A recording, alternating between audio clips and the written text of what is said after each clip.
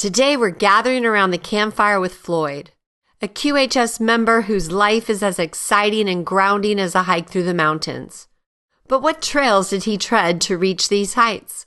Let's trek into the wilderness and discover the adventures that led Floyd to where he is today. This is Floyd M. here to do my prequel. And I want to start out from where I was born. I'm 86 years old. I was born April 23rd, 39, and lived in Chicago for 9 years before we had moved to Pennsylvania from where my dad's territory is around here. My dad's side of the family, we had originated in Ireland, and there was royalty in our family, and there was a country, another organization, something come in and had taken over, and to have their life saved, I guess they moved to Scotland, and I don't know how long, don't remember how long we lived in, or how long the family lived in Scotland. And then we moved to New York City, which then the family had moved here to South Central Pennsylvania, right next to Gettysburg. And you know, that's where the big war was fought, where there was a lot of lives taken. Mother's side of the family, she is the one that was from Chicago, her side of the family. Actually, she was born in Iowa, Davenport, Iowa. Her father was railman. He worked for the Illinois Central and the Santa Fe Railroad. I don't know how long they lived there, but anyway, she had come to Chicago. My dad and my uncle had thumbed it to Chicago for some reason or other, looking for work, and that's where my mother and my father got married. That's where us children started. So let's say 86 years ago, on the 23rd of April, about 8:45, if I remember right, I come into this world. And I was a twin. I had a twin sister who was stillborn. And well, I don't know if I remember to bring it up at the time, so I'm going to say it now. I think that I was visited right here about 3 to 4 years ago by her. My wife was cleaning the living room, and she come in. I was kind of dozing like in my recliner, and I woke up, and I seen her standing there looking at me behind my wife, who was working in the window dusting it out. So I'm going to let it go at that, because I can get into the big story there and get off completely what's going on. But anyway, as I lived in Chicago, we lived on the south side, down on the rough side. In fact, we at one time had only lived but about 2 blocks from where Al Capone lived. And come Christmas time, my dad had at times got extra work by delivering mail for the postal service. And he had to deliver a package once to Al Capone. And you knocked on the door. I'm telling the story the way he told it. And somebody come to the door, and they slid a slide back in the door. Yeah, what do you want? I got a package for Al Capone. Set it outside, and we'll open the door and get it. He said, but he's got to sign for it. Okay. Now, he never said whether Al Capone come to the door to sign or whether he handed the slip in for him to sign. I don't know. But anyway, as kids growing up, we went up around the railroad tracks a lot. I don't know if you ever seen any movies or anything of the trains up on the trestles, streetcars they called them, and trestles, what have you. I used to go up there looking for my grandfather who worked, there, because once in a while I would meet him and have dinner with him. And I seen people pulling change out of their pocket, and it would slip out of their hand and fall down on the deck, and there was cracks in the board, and the change would fall and go down through the cracks. Well, I found a way to get down in under there, and you'd be surprised the change that I picked up from down there. With trains coming up on both sides of the track, stopping and looking at the wheels, and I'd be down there gathering up this change. That was my spending money. I didn't tell anybody about that, till we come here to Pennsylvania. So anyway, to move on, my dad being from this part of the country, we had moved back, the family. We come back on the railroad because my grandfather had come with us, and because he worked on the railroad, he could get us here for a little bit of nothing, running the railroad. So we got here, and I was 9 years old, and that was in 1948. We moved here. So I become, from a city slicker to a country pumpkin, bum, whatever you want to call it, but I enjoyed it. And in no way would I go back to city living anymore once I got here. I had helped the farmers. They paid me to go out and to help bring in hay, milk the cows, clean stables. The farm that we moved on to when we moved here, they had a team of mules that they used to plow corn with, and I tried that out, but I didn't make out so good because I didn't know how to function. You had two pedals there that you kept the spades going down between the rows of corn that you didn't plow them out, and that went on for quite some time. And then we moved from there to another part of the town, and I got to know some Mennonite farmers there. And there I got to run the tractors, plowing corn, plowing fields, disking, helping with the milking, and the list goes on and on and on. And I was out plowing corn one day, and here part of the family come up to me and said, "Mom wants to see you." So, okay. So I took tractor into the barn, got on my bike, and rode home. Well, when I got home, she said, "I got some bad news for you." Now, I mean, not as calm as what I'm giving it, but she said, "Your father was hurt." I said, "Okay, what happened?" Well, he was up on the scaffolding, and they were putting some new windows in a foundry in TB Woods, which if you hadn't bought any V-belt pulleys, you would see woods on the outside rim of the pulleys, not meaning not that Woods made all the V-belt pulleys, but they put out a lot of them. And they were putting new windows in the foundry, and they had the windows in, had a scaffold set up on the trusses that went across the building.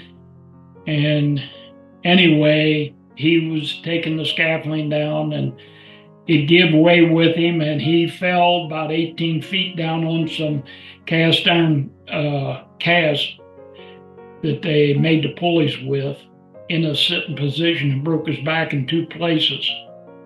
So that ended his work right there. Well, I had flunked 2 grades, first and second, in Chicago. Moved to Pennsylvania, and not that I was just not up to par when it come to schoolwork. I'm just not good at that kind of work. Give me something that I can do with my hands, and I was very good at it. But anyway, because he had fell, there was no income coming in. So they went to the school board to see if they could get a work permit that I could quit school and go to help support the family. And they didn't want to do it, but because of the circumstances, they did it. I was only 15 years old, and you weren't supposed to be able to get a work permit here in Pennsylvania until you're 16. This happened on my brother's birthday, May the 6th of 55, I think it was, 54, 55. I don't remember just which year, but was there. And I went to school for the same contractor that my dad worked for that he broke his back with. And being that my dad was so good with everybody, they took me under their coat or under their arm. They showed me things in carpentry work that they didn't explain to everybody that come along. So that's another good reason I was good with my hands. Then I went in the Navy in 56, got discharged in August, and I had met my wife not too long after that. So in 1959, January the 17th of 59, we were married. And that was 66 years ago, this past 17th of January. And things have been going along, moving along pretty good. But then I got involved with a reenactment group. Now, this is something that I really like because it's history. We're from the area where a lot of Civil War battles had taken place, Antietam, Gettysburg, and goes on and on and on. And I had a unit that I put together myself because the commanding officer of this, can't think the name of it now, SUV, yeah, Sons of Veterans Reserve. And in order to join that, you've had to have had somebody in the family, immediate family, that was in the Civil War. Well, I hunted and hunted and hunted, going through records. I couldn't find anyone. And my grandmother, which was my mother's mother, she said, "How you doing?" And I started explaining to her about looking for somebody out of the family that fought in the Civil War. And she said, "Well, my father did." I said, "He did?" "Yeah. In fact, he was a prisoner of war. Confederates had, captured him." "Oh, okay." So sent for all of his records. And believe it or not, do you know that back then that he had got a pension for $76 a month because of him going into that? But anyway, let me get on with the story. I have been to reenactments all over the country. I had a cavalry unit. We had 18 riding under us at one time. We've paraded all over. I've been up in New York. I've been in Ohio. I've been all over Pennsylvania, down in West Virginia, But anyway, what I would like to do come down the road is I know where there's a piece of ground. It's a square mile. And a square mile of ground is 634 acres that I can get for a fairly good price. And I'm not going to explain how or anything because I don't want to give out any of that information. But what I want to do is I love children. I love to be around them. And we did a reenactment in Gettysburg in 76. And Dan Rathers, a news commentator, was there to narrate it. And we had one of the boys, Stein was his last name, Stacy Stein. He was about 16, 17 years old then, that hit the centerfold of the Newsweek magazine as we were going through the reenactment. I mean, full force, horses galloping, what have you, And what I'd like to do is get this piece of ground and get involved with the state.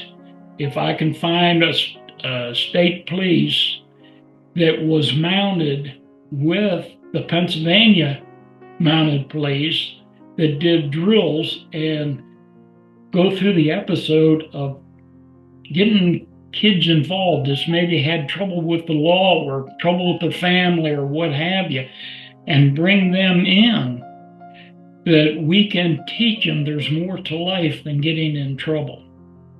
And get a drill team up, and because we're in the area we're in and close to Gettysburg, that we can get Civil War uniforms made, if nothing else, because we had the unit, my wife and a lot of the women, they made our uniform, made our kepis, and we ourselves made all the tack for the horses and all the leather goods, that we wore. And you'll see some of the pictures that we had, because one, we were riding into town. We come down off of what we call Radio Hill outside of the town, state police escorted with the squad car, and we rode down into what was the Franklin County prison. And it was there quite a few years, and they were moving the prison from there out of town. They built a new building, but there was an organization that took this building and they were dedicating it to their needs. And we rode down because the prison was there when the Civil War was going on, and they thought it would look good, if we come down on horseback and dedicate. And you'll see that picture. And I'm in there with a big black beard and a kepi on, and, the whole thing. And I had Abraham Lincoln riding beside me, plus some of our troops behind us, And we dedicated that. But anyway, I'd like to get boys and girls involved. And what gave me this idea, I'm getting a little bit ahead of my story. What gave me this idea was the fact that I got involved with an organization up in New York, up at the Finger Lakes. Pastor Fletcher Brothers was his name. And he had, in other words, where he brought children, and I don't remember the name of it anymore, or what he had. Memory isn't to me like it used to be. But anyway, that's what gave me the idea. And I want to get, if I can find him again, I don't know if he's still living or not. He was older than me, and I'm 86, so he may not be around anymore. But if I can find him, because he had another place up in Canada that he was working with. But I would like to get this going, get children involved, and get a drill team, and have their own horse. We would buy the horse for them. It'd be their horse to take care of, to train, to keep their tack up, bedded down, feed the horse, train them, the whole thing. Get their mind on something other than getting in trouble. And when I say getting in trouble, because I don't mean that every child out there looks for trouble, because they don't. It just follows them. So anyway, that's where I'm at with that, and I'd love to get children involved. I just love being around children. When I had the cavalry unit, we did things together. Well, that's a long story too, and I could go on and on and on, and I don't have that much time. What have I been on here? About 20 minutes now? 15, okay. Anyway, that is my dream, and I love to help people whatever way I can. If I can get in and show them things to do with their hands, I'm there to do it. And I love horses. Me and horses, it's just, I can't even watch a movie where I see a horse getting hurt, because tears come in my eyes. I can't help it. It's just me. It's built into me. And, well, where do I go from here? I don't know. I love what I'm doing. I got involved in QHS back, let me see, it's been 2 years, going on about 2.5 years now. And that's whenever the video come up between Ron Giles and Cynthia.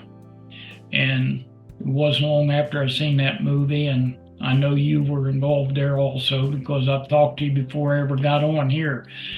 And not talk, but we sent emails back and forth to one another. April the 16th of 23, I think it was. 25, 23. I think it was 23. And I had sent for, well, I didn't have to send for it because the device was coming because I joined. And my wife was also involved. And then I had the opportunity to do a re-up, early, and I did that. So that went on, and then when the 9 come up, I got that, and anyway, maybe down the road my eyes will get better and I can start reading better. I don't know.